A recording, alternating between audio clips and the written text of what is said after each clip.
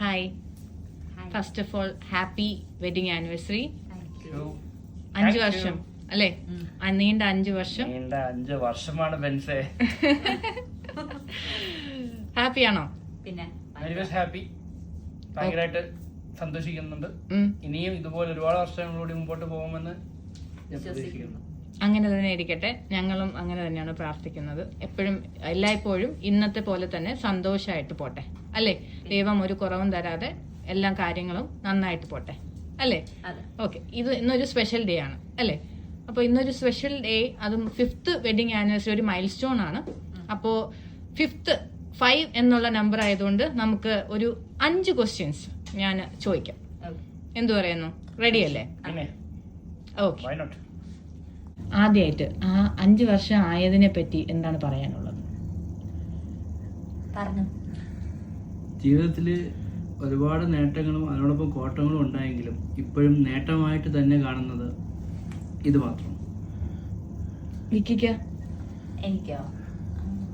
എനിക്ക് എപ്പോഴും ഞാൻ എപ്പോഴും പറയുന്ന കണക്ക് എനിക്ക് എന്റെ ദൈവം തന്ന ഏറ്റവും വലിയ ഗിഫ്റ്റ് ആണ് ഇക്ക. അത് തന്നെയാണ് ഇപ്പോഴും.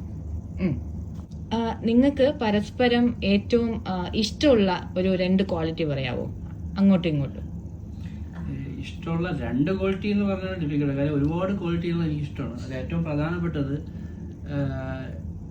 ഇവളുടെ സംസാരം. എനിക്കിപ്പോൾ ലോങ് ഡ്രൈവ് പോകുമ്പോൾ പാട്ടൊന്നും വെക്കണ്ട, ഇവളുടെ സംസാരം മാത്രം കേട്ടോണ്ടിരുന്നാൽ മതി. അതോടൊപ്പം ഞാൻ എവിടെയെങ്കിലും പോയി ഡിഫിക്കൽട്ടായിട്ട് ഇരുന്നാൽ ഒരു നിമിഷം അപ്പം ഇവളെ വിളിച്ചാൽ മതി.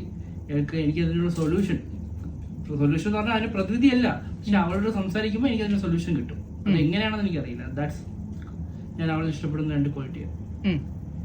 എനിക്ക് വന്നിട്ട് ഇക്കന്റെ ക്വാളിറ്റി അല്ലേ? ഇല്ല അല്ലേ? ക്വാളിറ്റി അതല്ല ഉണ്ട്. കാരണം ഇക്ക ദേഷ്യപ്പെടുമെങ്കിലും പെട്ടെന്ന് വന്നിട്ട് എന്റെ അടുത്ത് ഇങ്ങോട്ട് വന്നിട്ട് മിണ്ടും. ഞാൻ ചെയ്യത്തില്ല, ഞാൻ വാശി കാണിച്ചിരിക്കും. പക്ഷെ ഇക്കൊക്കെ ദേഷ്യം എന്ന് പറഞ്ഞു കഴിഞ്ഞാൽ പിന്നെ ഒന്നും മനസ്സിൽ വെക്കത്തില്ല, പെട്ടെന്ന് ഇങ്ങോട്ട് വന്ന് മിണ്ടും. പിന്നെ ഏറ്റവും വലിയ ക്വാളിറ്റി എന്ന് പറഞ്ഞാൽ എന്നെ ഭയങ്കരമായിട്ട് ടേക്ക് കെയർ ചെയ്യും. ഒരു കുഞ്ഞിനെ നോക്കുന്ന പോലെയൊക്കെ എന്നെ ടേക്ക് കെയർ ചെയ്യുന്നത് അതൊക്കെ എനിക്ക് ഇഷ്ടമാണ്. ഞാൻ ആസ്വദിക്കുന്നുണ്ട്. ഓക്കെ. നമ്മളിപ്പം പോസിറ്റീവിനെ പറ്റിയാണല്ലോ പറഞ്ഞത്. അപ്പോൾ നിങ്ങൾക്ക് ഒരു നെഗറ്റീവ്, എന്തേലും നെഗറ്റീവ്, മനുഷ്യരൊന്നും പെർഫെക്റ്റ് അല്ല 100%. അപ്പോൾ എന്തെങ്കിലും ഒരു നെഗറ്റീവ് പരസ്പരം പറയാനുണ്ടാവും എന്ന് വിശ്വസിക്കുന്നു. എന്നാൽ ഒരു നെഗറ്റീവ് പറയാമോ? നമ്മളെ ഷോപ്പിങ്ങിനായിട്ട് പോകുമ്പോൾ ഒരു ഡ്രസ്സ് എടുക്കാൻ വേണ്ടിയിട്ടായിരിക്കും പോകുന്നത്, പക്ഷെ തിരിച്ചു വരുമ്പോൾ ഒന്നും അതിലധികം ഉണ്ടാവും. അത് ഏറ്റവും വലിയ നെഗറ്റീവ് തന്നെയാണ്. അത് നെഗറ്റീവ് ഒന്നും അല്ല, അതെല്ലാം പെൺപിള്ളേരും അങ്ങനെയാണ്. എനിക്ക് പറയാനുള്ള നെഗറ്റീവ് കമ്മ്യൂണിക്കേഷൻ ഭയങ്കരമായിട്ട് കുറവാണ്. മനസ്സൊന്നും വിചാരിക്കുക, അത് ഞാൻ മനസ്സ് കണ്ടു പെരുമാറുന്ന രീതിയിൽ പെരുമാറണം. അതെനിക്കിഷ്ടമല്ല. പറയാനുള്ളത് അങ്ങ് പറഞ്ഞ് ക്ലിയർ ചെയ്യണം, അല്ലാതെ മനസ്സിൽ വെച്ചോണ്ടിരുന്നാൽ ഞാൻ അറിയത്തില്ല. അതെനിക്ക് ഇഷ്ടമല്ലാത്ത കാര്യമാണ്. ഇനി അടുത്ത ചോദ്യം. ഇപ്പോൾ നിങ്ങൾ രണ്ടുപേരും 2 പേഴ്സണാലിറ്റി ഉള്ളവരാണ്, 2 ഡിഫറെന്റ് ബാക്ക്ഗ്രൗണ്ടിൽ നിന്ന് വന്നവരാണ്. എങ്ങനെയോ നിങ്ങൾ കണ്ടുമുട്ടി, ഇഷ്ടപ്പെട്ടു, ഒന്നായി അല്ലേ? നിങ്ങൾക്ക് ഈ ഒരു 5 വർഷം ഒന്നിച്ച് താമസിക്കുവാണല്ലോ. അപ്പോൾ എന്നെങ്കിലും നിങ്ങൾക്ക് എപ്പോഴെങ്കിലും ഇത് വേണ്ടായിരുന്നു എന്ന് തോന്നിയിട്ടുണ്ടോ? ഇല്ല, എനിക്ക് സത്യം പറഞ്ഞാല് വേണ്ടായിരുന്നു എന്ന് തോന്നിയിട്ടുള്ളത് കല്യാണം പല രീതിയിൽ നടത്തുമ്പോൾ ഇങ്ങനെ നടത്തണമായിരുന്നു, അത് വേണ്ടായിരുന്നു, ഇങ്ങനെ നടത്തിയാൽ മതി. പക്ഷെ ഞങ്ങൾ തമ്മിൽ ഒരുമിച്ച് ജീവിക്കണമെന്നുള്ളതിൽ മാറ്റമില്ല.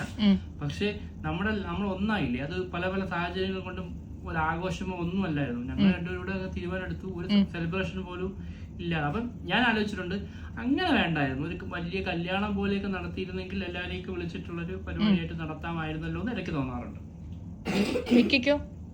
എനിക്ക് എന്താ പറയേണ്ടത്, അങ്ങനെ തോന്നിയിട്ടൊന്നും ഇല്ല.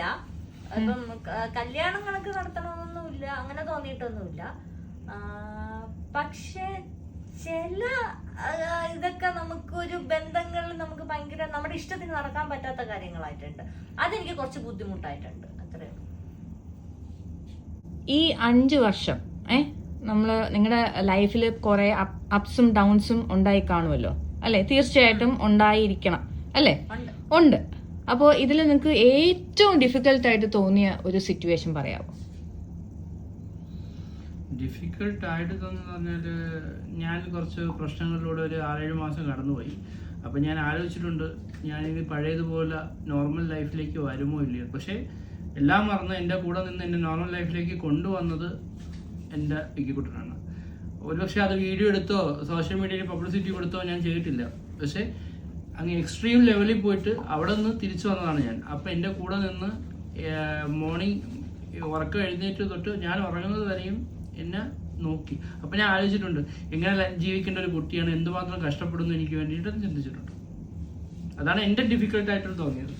അതായിരിക്കും എൻ്റെ ഡിഫിക്കൽട്ടി. എനിക്ക് ഡിഫിക്കൽട്ടായിട്ടല്ല തോന്നിയത്, എനിക്ക് ഭയങ്കര വിഷമത്തോടുകൂടി കടന്നുപോയ സിറ്റുവേഷൻ ഇക്ക ഈ പറഞ്ഞതാണ്.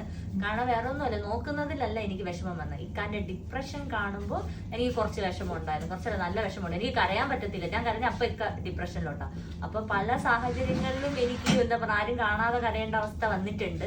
അത് ഞാൻ കുറെ മാനസികമായിട്ട് ഇതാക്കിയിട്ടുണ്ട്. ആകപ്പാടെ എനിക്ക് സപ്പോർട്ട് എന്ന് പറയുന്നത് എൻ്റെ ഇക്ക മാത്രമാണ്, എൻ്റെ മമ്മി പപ്പ അതല്ലാതെ എൻ്റെ ഇക്ക മാത്രമാണ് എനിക്ക് സപ്പോർട്ട് എന്ന് പറയുന്നത്. അപ്പോൾ ഞാൻ ആ സമയത്ത് കുറച്ച് നന്നായിട്ട് ഞാൻ ഡിഫിക്കൽട്ടി അനുഭവിച്ചിട്ടുണ്ട്. ഇപ്പൊ നിങ്ങൾ ഹാപ്പി അല്ലേ? ഭയങ്കര നല്ല ഹാപ്പി അല്ലേ?